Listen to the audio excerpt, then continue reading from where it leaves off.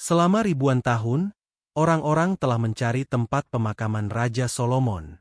Banyak cerita mengatakan makamnya hilang di bawah lapisan waktu, tersembunyi di suatu tempat di tanah kuno Yerusalem. Tetapi baru-baru ini, sebuah tim mengklaim mereka menemukan sesuatu yang jauh di bawah tanah yang mungkin mengubah apa yang diakini oleh sejarah. Apa yang mereka ungkapkan bukan hanya batu kuno. Itu menimbulkan pertanyaan baru yang tidak siap dijawab oleh siapapun.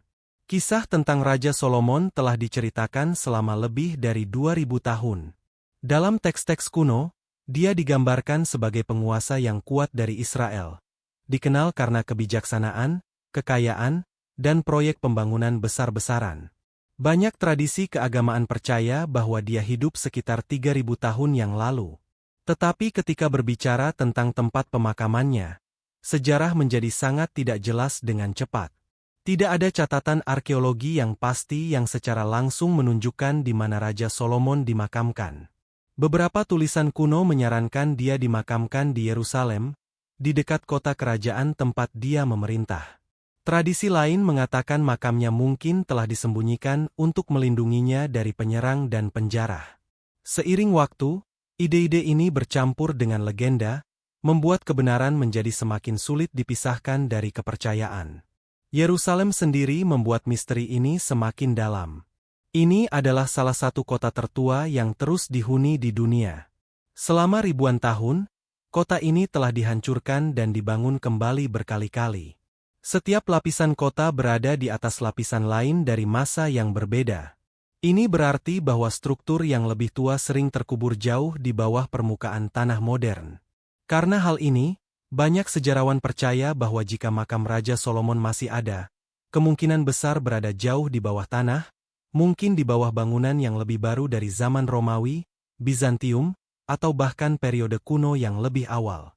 Tetapi tidak ada penggalian yang pernah mengonfirmasi hal ini.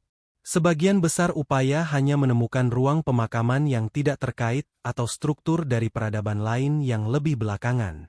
Selama bertahun-tahun, ini tetap menjadi pertanyaan sejarah semata. Arkeolog memperdebatkannya, tetapi tidak pernah ditemukan bukti fisik.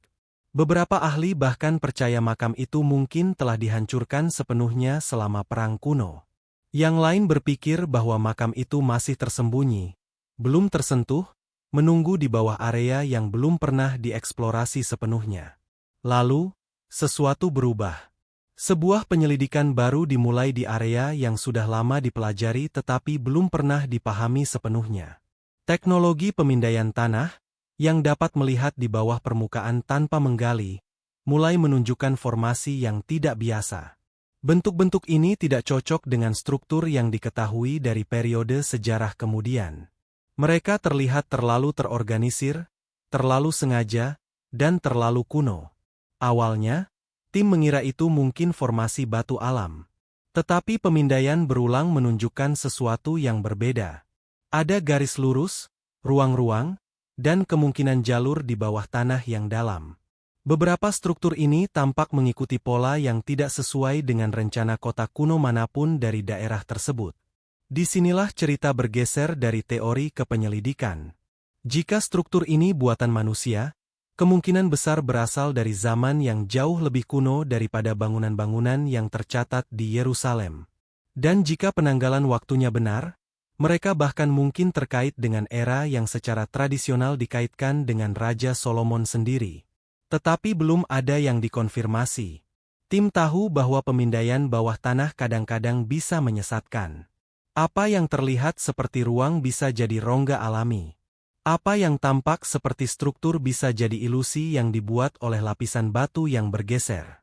Namun, pola-pola tersebut cukup tidak biasa sehingga para peneliti memutuskan untuk melanjutkan.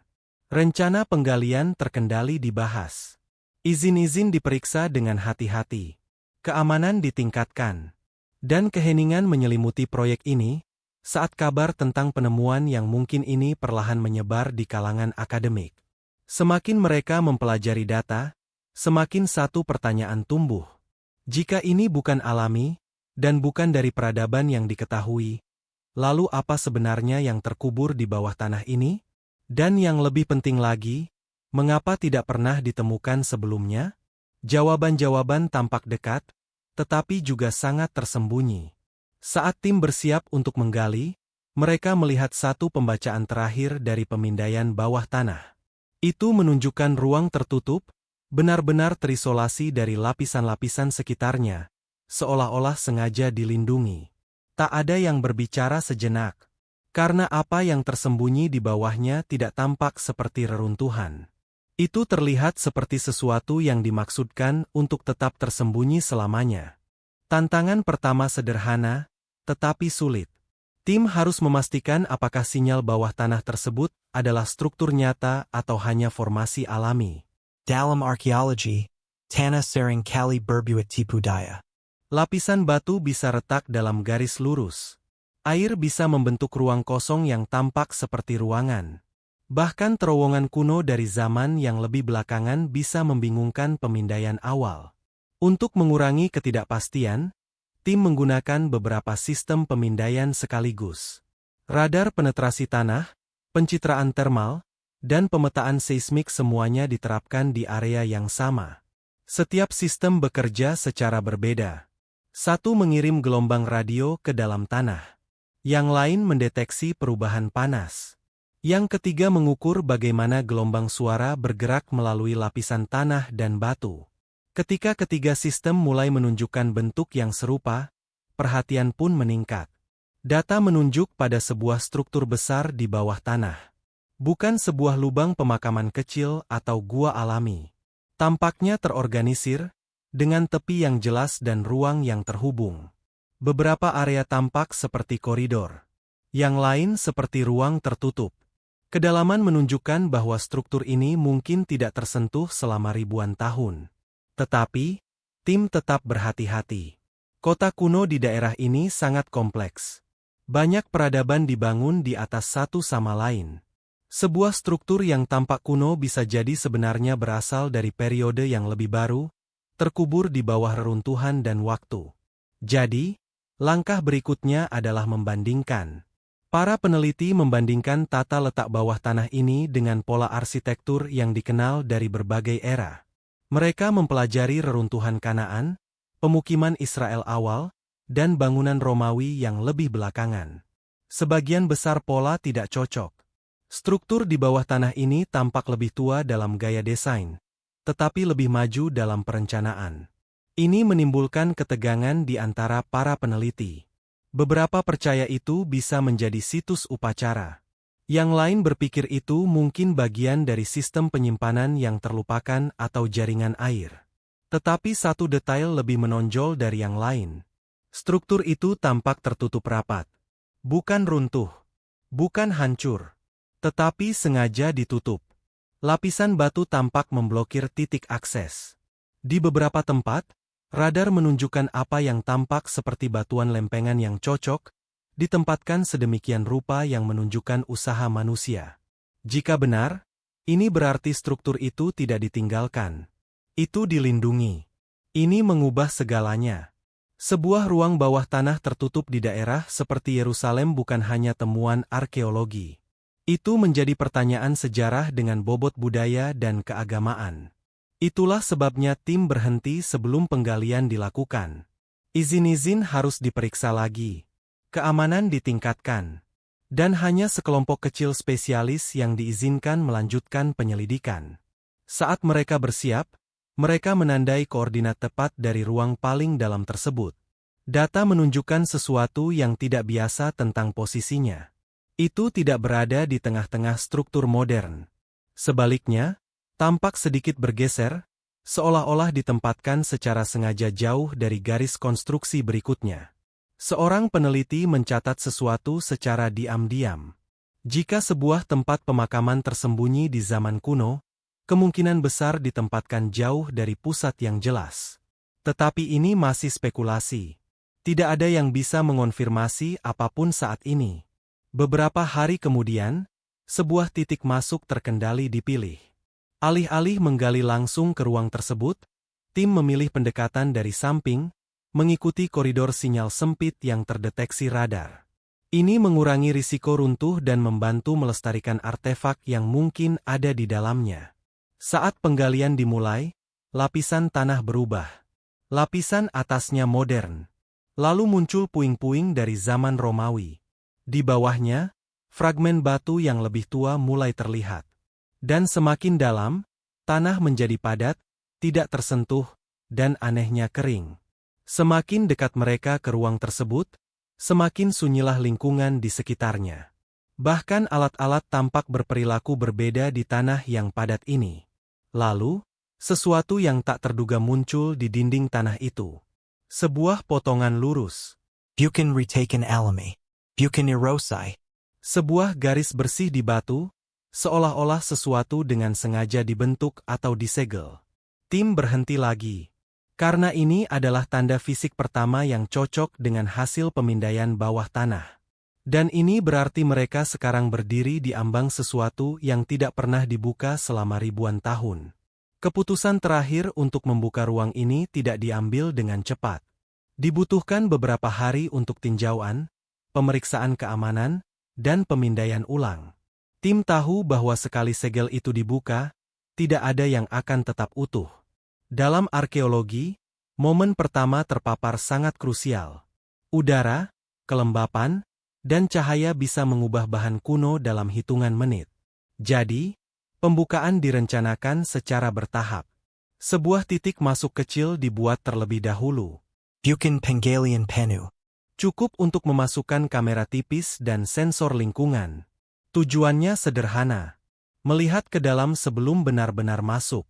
Saat kamera melewati lapisan segel, umpan langsung menunjukkan kegelapan saja. Awalnya, ini diharapkan. Ruang itu kemungkinan besar telah tertutup selama ribuan tahun. Tidak ada cahaya di dalam. Tetapi perlahan-lahan, bentuk-bentuk mulai muncul. Kamera menyesuaikan diri. Apa yang terlihat adalah sebuah ruang yang terstruktur. Dinding-dindingnya terbuat dari balok batu besar. Lantai tampak tidak biasa halusnya. Dan di tengah, sebuah formasi yang meninggi yang menyerupai platform batu atau altar. Geometrinya tidak acak. Mengikuti garis lurus yang jelas dan sudut-sudut yang terukur. Ini adalah konfirmasi kuat pertama bahwa ruang ini sengaja dibangun. Udara di dalamnya diperiksa selanjutnya. Sensor menunjukkan tingkat oksigen yang sangat rendah. Ini menunjukkan lingkungan tertutup selama waktu yang sangat lama. Ada juga jejak senyawa mineral yang hanya terbentuk dalam kondisi stabil dan tidak terganggu. Itu berarti ruang ini kemungkinan tidak pernah dibuka selama berabad-abad, mungkin lebih lama lagi. Tapi yang menarik perhatian tim adalah sesuatu yang lain. Suhu di dalam ruang tetap stabil. Tidak dingin, tidak hangat. Hanya stabil. Dalam lingkungan bawah tanah, suhu biasanya bergeser perlahan sesuai tanah dan kondisi eksternal. Tetapi di sini, pembacaan menunjukkan isolasi.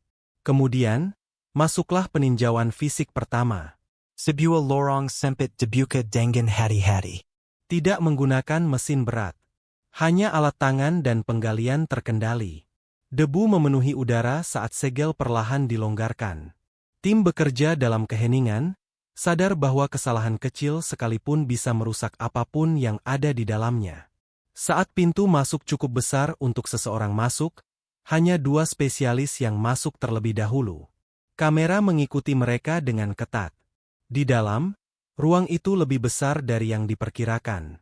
Dindingnya terbuat dari balok batu yang cocok, beberapa menunjukkan tanda-tanda samar-samar.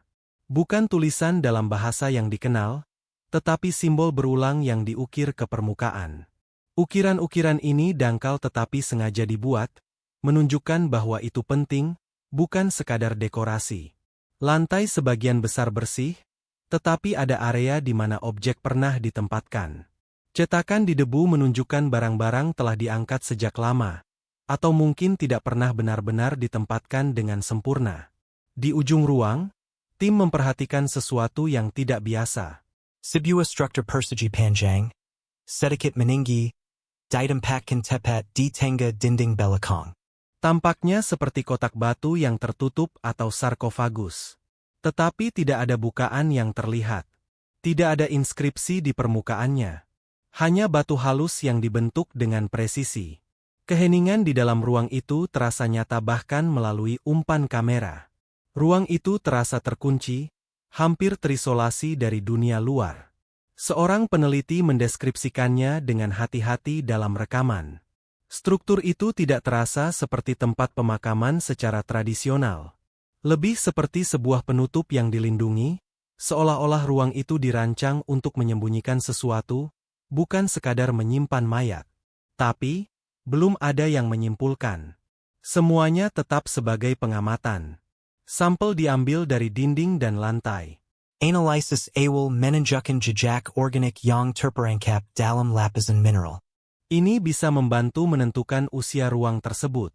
Tetapi hasilnya membutuhkan waktu. Saat tim bergerak lebih dalam, satu detail lain muncul. Di sudut ruang, sebagian tertutup debu, ada tanda-tanda jalan kecil kedua. Sangat sempit, hampir tersembunyi di dalam struktur dinding. Ini mengubah seluruh pemahaman tentang situs ini. Karena jika ruang ini terhubung dengan yang lain, maka apa yang mereka temukan bukanlah satu makam saja. Bisa jadi bagian dari sistem bawah tanah yang lebih besar. Dan struktur tertutup di tengah mungkin hanya satu bagian dari sesuatu yang jauh lebih besar. Tim memutuskan untuk tidak melanjutkan hari itu. Ruang itu kembali tertutup untuk studi terkendali. Tetapi sebelum meninggalkan lokasi, satu scan terakhir diambil. Ini menunjukkan sesuatu yang tidak terduga di balik struktur pusat. Sebuah ruang kosong. Tidak terlihat oleh mata. Belum bisa diakses. Tetapi jelas terlihat di data. Dan itu menunjukkan bahwa ruang itu menyembunyikan lebih dari yang terlihat sejauh ini. Setelah masuk pertama, fokus bergeser dari penemuan ke verifikasi. Pertanyaannya bukan lagi apa yang ada di dalam ruang, tetapi bagaimana ruang itu dibangun, dan mengapa tidak cocok dengan gaya konstruksi yang dikenal dari sejarah kuno daerah ini. Pekerjaan batu di dalam ruang itu tidak berperilaku seperti reruntuhan lokal biasa. Di banyak situs kuno di sekitar Yerusalem, batu-batu tidak beraturan.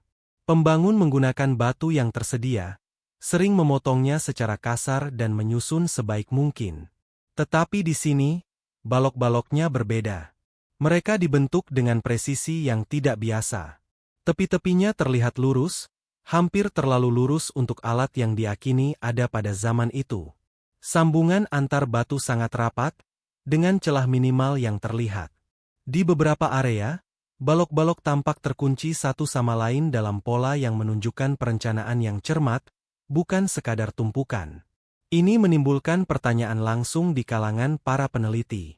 Jika ruang ini seumur lapisan-lapisan sekitarnya, maka metode teknik yang digunakan di sini tidak sesuai dengan apa yang diharapkan sejarawan dari masa itu. Struktur atapnya juga mencolok. Alih-alih atap batu datar simpel atau langit-langit batu alami, ruang ini memiliki penyangga batu berlapis.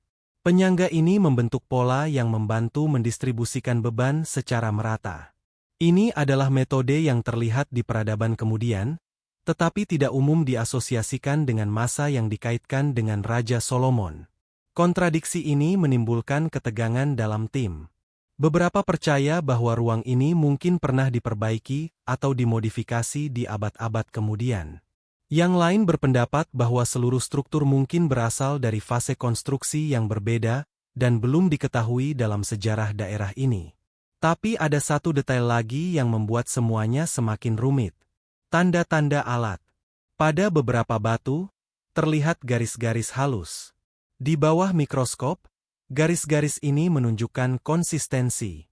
Mereka bukan goresan acak. Mereka mengikuti garis lengkung dan sejajar, menunjukkan penggunaan metode pemotongan yang terkontrol. Ini penting karena alat pemotong batu kuno umumnya terbatas. Mereka bisa memukul, memecah, dan membentuk batu, tetapi tidak selalu menghasilkan pola halus dan berulang seperti ini. Seorang peneliti mendokumentasikan tanda-tanda ini dengan hati-hati dan membandingkannya dengan bukti alat kuno yang diketahui. Hasilnya tidak cocok dengan klasifikasi standar. Pada titik ini, ruang itu tidak lagi dilihat sebagai sekadar makam. Ia menjadi misteri teknis. Lalu muncul anomali kedua.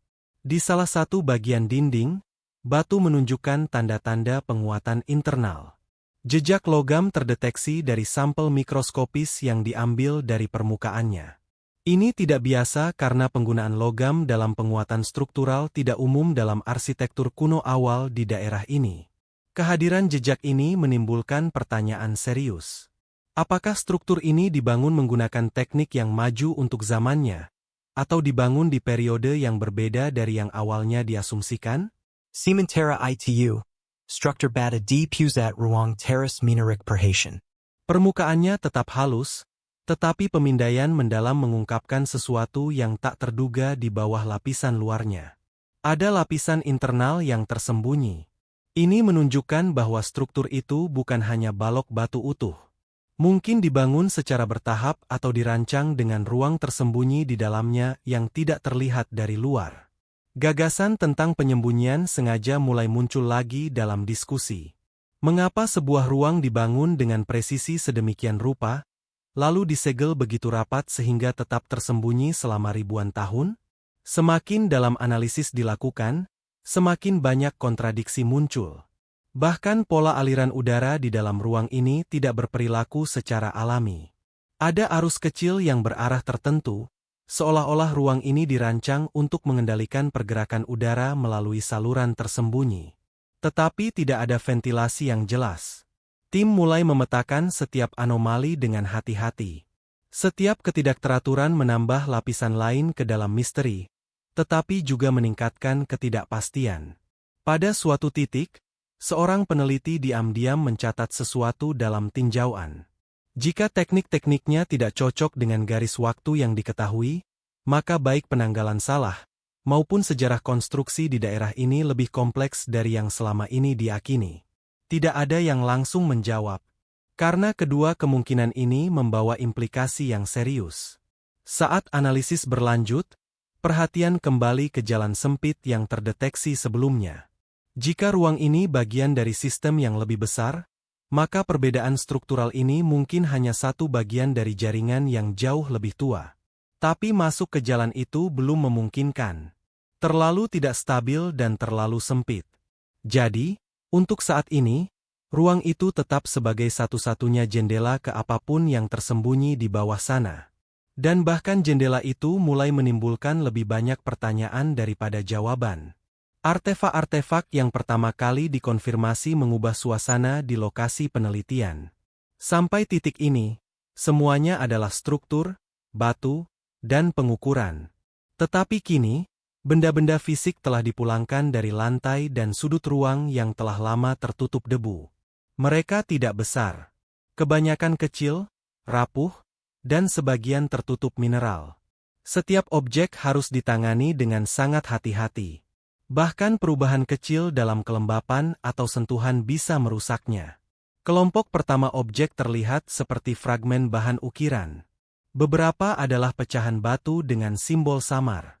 Yang lain tampak seperti sisa-sisa keramik, meskipun sangat terkikis. Permukaannya membawa pola yang tidak langsung terbaca. Tanda-tandanya dangkal, seolah dibuat dengan alat yang dirancang untuk detail halus daripada kekuatan. Fragmen-fragmen ini dikirim untuk pemindaian awal. Dengan pencitraan resolusi tinggi, simbol-simbol menunjukkan pengulangan. Bentuk tertentu muncul berulang kali. Lingkaran, garis, dan tanda saling hubung membentuk pola, tetapi sistem bahasa yang jelas belum teridentifikasi. Ini adalah tanda pertama bahwa komunikasi atau penanda ritual mungkin ada di ruang ini. Kemudian, sesuatu yang lebih tidak biasa. Di dekat struktur pusat, ditemukan sebuah benda logam kecil. Oksidasi parah, tetapi tetap utuh. Bentuknya menunjukkan kemungkinan sebagai alat atau barang ritual. Permukaannya tidak memiliki inskripsi yang jelas, tetapi analisis mikroskopis mengungkapkan komposisi berlapis, yang berarti terbuat dari paduan logam yang tidak sederhana. Ini segera menimbulkan pertanyaan tentang teknologi dan pengetahuan bahan di masa pembuatannya. Tim berhati-hati agar tidak menyimpulkan terlalu cepat. Penggunaan logam kuno di daerah ini sudah dikenal, tetapi struktur paduan yang kompleks sebesar ini tidak umum untuk periode awal sejarah. Jadi, Objek ini diperlakukan sebagai bukti penting tetapi belum terpecahkan. Selain itu, sampel tanah dari dalam ruang dianalisis. Hasilnya menunjukkan isolasi jangka panjang. Tidak ada tanda kontaminasi modern. Tidak ada aktivitas biologis terbaru. Semuanya menunjukkan bahwa ruang ini tetap tertutup selama waktu yang sangat lama. Tapi, satu temuan lebih mencolok dari yang lain. Di lapisan debu, ditemukan jejak organik kecil. Bukan sisa lengkap, tetapi fragmen mikroskopis yang mungkin berasal dari bahan tanaman atau zat organik kuno. Pelestariannya menunjukkan lingkungan yang stabil dan tertutup selama berabad-abad, mungkin ribuan tahun. Pengujian radiokarbon sedang dipersiapkan, tetapi hasilnya membutuhkan waktu. Saat analisis berlanjut, perhatian kembali ke struktur batu di bagian belakang ruang. Balok yang tertutup rapat tetap utuh, tetapi pemindaian mikro dari tanah menunjukkan adanya rongga internal di dalamnya. Ini tidak terduga. Ini menunjukkan bahwa struktur tersebut bukan hanya sebuah kotak batu utuh. Mungkin ada ruang tersembunyi di dalamnya.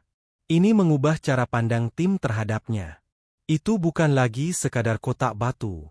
Bisa jadi konstruksi berlapis, mungkin dirancang dengan ruang tersembunyi di dalamnya.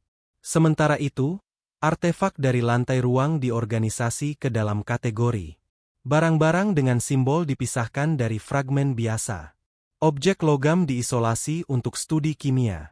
Setiap bagian dipetakan dengan hati-hati ke lokasi tepatnya di dalam ruang untuk menjaga konteks. Konteks ini menjadi penting ketika sebuah pola mulai muncul. Sebagian besar fragmen simbolik ditemukan di sepanjang tepi ruang, bukan di dekat pusatnya. Ini menunjukkan penempatan yang disengaja atau perilaku ritual daripada penyebaran acak. Daerah tengah tetap sebagian bersih, kecuali jejak di debu di mana benda-benda dulu pernah berdiri. Ini menciptakan sebuah teori yang berkembang di kalangan beberapa peneliti. Mungkin ruang ini bukan sekadar makam biasa. Bisa jadi itu adalah ruang terkendali di mana objek-objek sengaja diatur, lalu kemudian dipindahkan atau dipindahkan lagi. Tetapi tidak semua sepakat. Beberapa berpendapat bahwa pergerakan selama waktu, bahkan dari gangguan kuno, bisa menjelaskan penyebaran artefak yang acak. Yang lain menunjukkan kondisi tertutup dari ruang ini sebagai bukti bahwa ruang ini tetap hampir utuh. Perdebatan tetap terbuka. Lalu, muncul detail lain yang tidak terduga. Salah satu fragmen keramik, ketika direkonstruksi secara digital, menunjukkan desain permukaan melengkung yang tidak cocok dengan gaya keramik lokal dari periode yang diharapkan. Itu tampak lebih halus, dengan teknik pembentukan yang lebih canggih daripada yang biasanya ditemukan di daerah tersebut. Ini menimbulkan kemungkinan pengaruh luar atau tradisi kerajinan yang tidak dikenal. Pada tahap ini, ruang ini bukan lagi sekadar situs bersejarah. Ia menjadi titik pertemuan pertanyaan-pertanyaan yang belum terjawab. Artefak-artefaknya menunjukkan niat ritual atau simbolik. Teknik rekayasa menunjukkan perencanaan yang maju. Dan kondisi tertutup menunjukkan perlindungan, bukan penelantaran. Tetapi pertanyaan terpenting tetap belum terjawab. Mengapa segala sesuatu di dalamnya diatur dengan hati-hati, lalu disegel begitu rapat sehingga tetap tersembunyi selama ribuan tahun? Dan apa yang masih terkunci di dalam struktur pusat itu, menunggu fase penyelidikan berikutnya? Saat temuan dari ruang ini menyebar di kalangan komunitas akademik, diskusi dengan cepat berkembang melebihi perdebatan arkeologi biasa. Itu menjadi konflik tiga arah antara arkeologi, sejarah, dan penafsiran keagamaan. Setiap kelompok melihat bukti yang sama, tetapi menafsirkan makna yang sangat berbeda. Arkeolog berfokus pada bukti fisik. Bagi mereka, karya batu, artefak, dan struktur tertutup harus sesuai dengan garis waktu yang diketahui. Beberapa peneliti berpendapat bahwa ruang ini bisa jadi merupakan kompleks pemakaman yang langka tetapi maju dari periode yang lebih akhir daripada yang awalnya diasumsikan. Mereka menunjuk pada presisi konstruksi dan menyarankan bahwa mungkin berasal dari kelompok elit yang terlupakan daripada satu tokoh sejarah. Sejarawan mengambil pendekatan berbeda. Mereka membandingkan fitur ruang ini dengan catatan tertulis dari teks kuno. Tetapi disinilah masalah kembali muncul. Ada sangat sedikit deskripsi rinci tentang struktur pemakaman kerajaan dari masa yang terkait dengan Raja Solomon. Sebagian besar teks berfokus pada pemerintahannya, bangunan, dan kebijaksanaan, bukan pemakamannya. Kurangnya catatan langsung ini membuat konfirmasi sejarah sangat sulit. Tanpa dokumentasi yang jelas, sejarawan hanya bisa menempatkan ruang ini dalam garis waktu yang luas. Beberapa menyarankan bahwa itu mungkin bagian dari tradisi yang lebih baru yang menghormati raja-raja kuno. Yang lain berpendapat bahwa itu mungkin bagian dari rekonstruksi simbolik yang dibangun berabad-abad setelah era aslinya. Lalu, datanglah para sarjana agama. Bagi mereka, penimuan ini bukan sekadar tentang batu atau artefak. Ini tentang makna. Raja Solomon memegang tempat penting dalam berbagai tradisi keagamaan. Setiap klaim yang terkait dengan tempat pemakamannya membawa bobot budaya dan spiritual yang dalam. Beberapa cendekiawan memperingatkan agar tidak terlalu cepat menarik kesimpulan, terutama tanpa identifikasi yang jelas tentang sisa manusia atau inskripsi yang langsung menyebutkan sosok di dalamnya. Ini menciptakan ketegangan dalam bagaimana situs ini dibahas secara publik. Tim ilmiah menekankan kewaspadaan. Tetapi suara-suara luar mulai membentuk opini yang kuat sebelum analisis lengkap selesai. Di dalam tim penelitian, ketidaksepakatan juga mulai muncul. Beberapa arkeolog percaya ruang ini menunjukkan tanda-tanda budaya kuno yang sangat maju yang mungkin diremehkan dalam sejarah modern. Yang lain bersikeras bahwa bukti ini terlalu diartikan secara luas, memperingatkan bahwa struktur yang tidak biasa tidak otomatis berarti peradaban yang belum dikenal. Salah satu poin utama konflik adalah struktur pusat yang tertutup rapat. Beberapa peneliti percaya itu bisa menjadi makam simbolik. Yang lain berpendapat itu mungkin bukan makam sama sekali, tetapi unit penyimpanan atau wadah ritual. Tanpa membukanya, tidak ada yang bisa dipastikan. Tetapi membuka itu bukan keputusan yang mudah. Tim menghadapi batasan etika dan prosedur. Jika ada sisa manusia, protokol internasional harus diikuti. Jika struktur ini memiliki makna keagamaan, izin tambahan diperlukan. Setiap langkah maju menjadi lebih lambat dan terkendali. Sementara itu, tekanan dari luar meningkat. Berita tentang penemuan mulai menyebar, dan interpretasi di media bermacam-macam. Beberapa melaporkan itu sebagai kemungkinan makam kerajaan. Lainnya menyebutnya sebagai ruang misterius kuno. Tidak satu pun dari label ini yang dikonfirmasi oleh tim ilmiah, tetapi interpretasi publik sudah membentuk narasi sendiri. Di laboratorium, analisis artefak terus dilakukan. Salah satu interpretasi baru menyarankan bahwa fragmen simbolik mungkin bukan tulisan dalam arti tradisional. Sebaliknya, mereka bisa menjadi bagian dari sistem kode ritual, digunakan untuk menandai makna spiritual atau upacara daripada berkomunikasi bahasa. Ide ini semakin membagi para peneliti. Jika benar, ini berarti ruang ini bukan sekadar ruang pemakaman, tetapi bagian dari sistem kepercayaan yang belum sepenuhnya dipahami saat ini. Itu akan menempatkannya dalam kategori yang sulit didefinisikan oleh ilmu pengetahuan saja. Pada saat yang sama, anomali struktural dari ruang ini masih belum terselesaikan. Rongga internal di dalam blok tertutup tetap menjadi misteri. Jalur tersembunyi itu masih tidak dapat diakses. Dan hasil penanggalan definitif belum selesai. Setiap jawaban tampaknya menciptakan pertanyaan lain. Seorang peneliti senior menggambarkan situasi ini dengan hati-hati selama tinjauan. Bukti ini konsisten dalam satu hal. Semua di dalam ruang itu tampak disengaja. Tidak ada yang tampak kebetulan. Setiap batu, setiap objek, setiap segel tampaknya memiliki tujuan. Tetapi tujuan itu sendiri tetap tidak jelas. Seiring diskusi berlanjut, tim mencapai titik sulit. Mereka memiliki cukup bukti untuk mengonfirmasi bahwa ruang ini kuno, dirancang, dan disegel secara sengaja. Tetapi mereka belum cukup bukti untuk mengonfirmasi identitasnya. Jadi, keputusan akhir kembali tertunda. Dan struktur tertutup di tengah ruang itu tetap tidak dibuka. Bukan karena tidak penting, Tetapi karena semua orang memahami bahwa apapun yang ada di dalamnya bisa mengubah seluruh arah penyelidikan. Dan mungkin, pemahaman tentang situs itu sendiri. Saat penyelidikan mencapai tahap akhir, fokus perlahan bergeser dari isi ruang ke apa yang diwakilinya. Pada titik ini, tim telah mengonfirmasi 3 fakta utama. Struktur ini kuno, dibangun dengan sengaja, dan tetap tertutup selama waktu yang sangat lama. Tetapi fakta-fakta ini tidak menyelesaikan misteri. Mereka memperluasnya. Pertanyaan terbesar bukan lagi tentang Raja Solomon saja, melainkan tentang tingkat pengetahuan, perencanaan, dan rekayasa yang diperlukan untuk menciptakan ruang seperti ini di masa lalu yang jauh. Jika ruang ini benar-benar berasal dari masa yang secara tradisional dikaitkan dengan era Solomon, maka itu menunjukkan tingkat kompleksitas konstruksi yang tidak sepenuhnya terdokumentasi dalam catatan sejarah saat ini. Beberapa peneliti mulai mempertimbangkan kemungkinan yang lebih luas.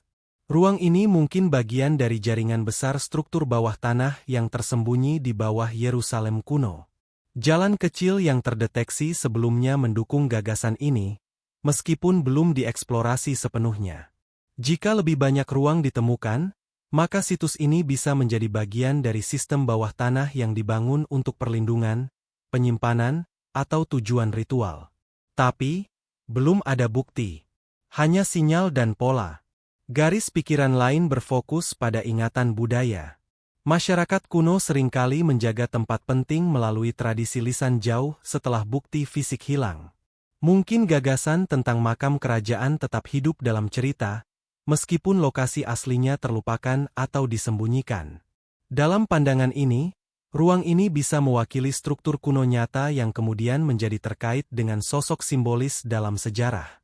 Namun, kondisi tertutup dari ruang ini tetap menjadi detail tersulit untuk dijelaskan. Itu bukan ditinggalkan dalam reruntuhan.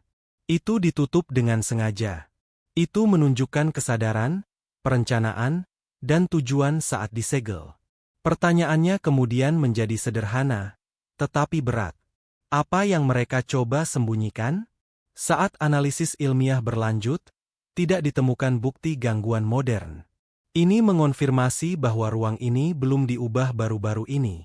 Segala sesuatu di dalamnya tetap sesuai dengan isolasi jangka panjang. Itu menghapus beberapa keraguan, tetapi juga memperkuat misteri. Struktur pusat di dalam ruang itu masih belum dibuka. Pemindaian citra menunjukkan rongga internal, tetapi tidak ada metode pasti untuk mengaksesnya. Itu tetap sebagai objek tertutup di dalam ruang tertutup, seperti lapisan terakhir di dalam ruang yang sudah tersembunyi. Beberapa peneliti berpendapat bahwa membukanya akan menjadi keharusan untuk mencapai kesimpulan akhir.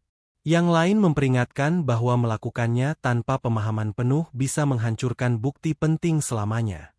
Perbedaan pendapat ini membuat penyelidikan berhenti sementara. Di luar komunitas ilmiah, interpretasi terus berkembang ke berbagai arah. Beberapa memandang penemuan ini sebagai kemungkinan konfirmasi tradisi pemakaman kerajaan kuno. Yang lain melihatnya sebagai bukti sistem arsitektur yang hilang yang mendahului sejarah yang diketahui di daerah ini. Dan beberapa tetap berhati-hati, menyarankan bahwa ruang ini mungkin masih disalahartikan tanpa penggalian lengkap. Tapi satu hal yang disepakati semua pakar adalah ini. Situs ini penting, terlepas dari identifikasi akhirnya. Ini mewakili sebuah momen di mana sejarah yang diketahui dan bukti fisik tidak sepenuhnya selaras. Dalam pertemuan tinjauan terakhir, salah satu peneliti utama merangkum situasi ini dalam istilah sederhana. Ruang ini tidak mengonfirmasi satu cerita saja. Sebaliknya, ia menantang beberapa asumsi sekaligus. Tentang konstruksi, tentang praktik pemakaman, dan tentang bagaimana masyarakat kuno mengelola ruang, ingatan, dan kerahasiaan. Saat proyek memasuki fase studi jangka panjang berikutnya, ruang ini kembali disegel untuk pelestarian. Sistem pemantauan dipasang untuk memastikan kestabilan. Rencana penggalian di masa depan tetap terbuka, tetapi dilakukan dengan hati-hati. Gambar terakhir yang diambil sebelum penutupan menunjukkan ruang itu persis seperti saat ditemukan. Diam. terstruktur, dan masih menyimpan bentuk tertutup pusatnya yang tidak tersentuh. Apa yang tersembunyi di dalam struktur terakhir itu tetap tidak diketahui. Dan di Situla Penyelidikan Berhenti. Bukan karena ceritanya selesai, tapi karena beberapa jawaban, untuk saat ini, masih menunggu dalam gelap.